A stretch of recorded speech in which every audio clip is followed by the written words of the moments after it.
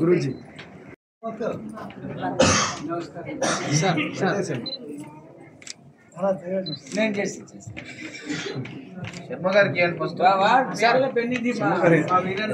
ప్రజ్వలన కార్యక్రమం జరుగుతా ఉంది. ఒకసారి అందరు కూడా అసతోమా సద్గమయ, ఒకసారి అనండి అందరు కూడా అసతోమా సద్గమయ, తమసోమా జ్యోతిర్గమయ, మృత్యోర్మా అమృతంగమయ. ఓం శాంతి శాంతి శాంతి.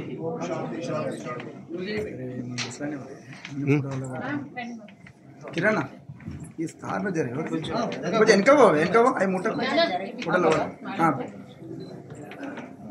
పెట్టి చూడండి, పెట్టండి, ఓన్లీ జస్ట్ పెట్టండి, పెట్టి చూడండి.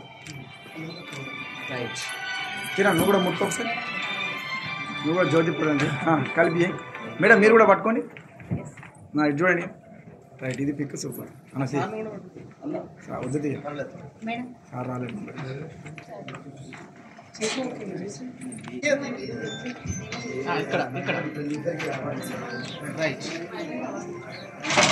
ఆశీర్వదించవలసిందిగా కోరుతున్నాం. నాగేశ్వరి మేడం గారు,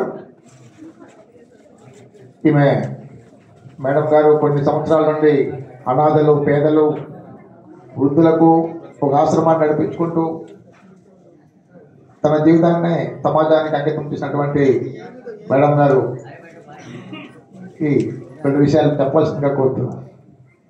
అందరికీ నమస్కారం.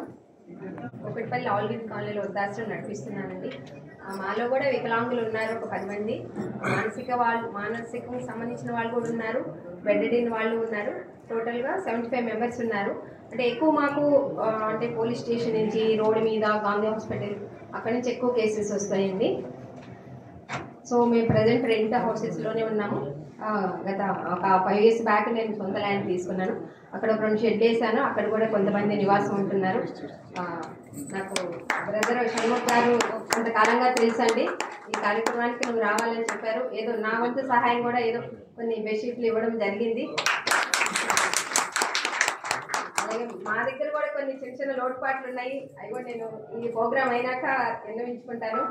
సో మమ్మల్ని కూడా చాలా ఇబ్బంది పెడుతున్నారు అక్కడ. ఈ విషయం ఇక్కడ చెప్పొచ్చో లేదో కూడా నాకు తెలీదు, తప్పైతే క్షమించండి. చాలా ఇబ్బంది. అంటే నేను ఒంటరిగా పోరాడుతున్నా.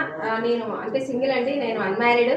అంటే ఒక ఆడపిల్ల ఆంధ్ర నుంచి వచ్చింది. సో సారీ ఆంధ్ర అంటున్నానని, ఏం చేస్తుందని నన్ను చాలా ఇబ్బందులకు గురి చేస్తున్నారు. అదేదైనా అవకాశం ఉంటే నాకు మీరు సహాయం చేయమని కోరుతున్నాను. ఒంటరిగా పోరాడుతున్నాను, కాకపోతే ఒక నమ్మకం, నేను ఇది మంచి చేస్తున్నాను, భగవంతుడు నాకు సహాయం చేస్తానని ధైర్యంగా పోరాడుతున్నాను. వేరే వాళ్ళైతే ఎప్పుడో వెళ్ళిపోదురు. గత 4-5 సంవత్సరాల నుంచి నన్ను ఎన్నో ఇబ్బందులకు గురి చేస్తున్నా, నేను ధైర్యంగా ఎదుర్కొంటున్నాను. సో దానికి ఏమైనా ఉంటే నేను తర్వాత సార్తో మాట్లాడతాను. థ్యాంక్ యూ నాకు ఈ అవకాశం ఇచ్చిన దానికి. మీ అందరూ కూడా మంచిగా ఆరోగ్యంగా ఉండాలని మనస్ఫూర్తిగా కోరుకుంటున్నాను. Thank you so much.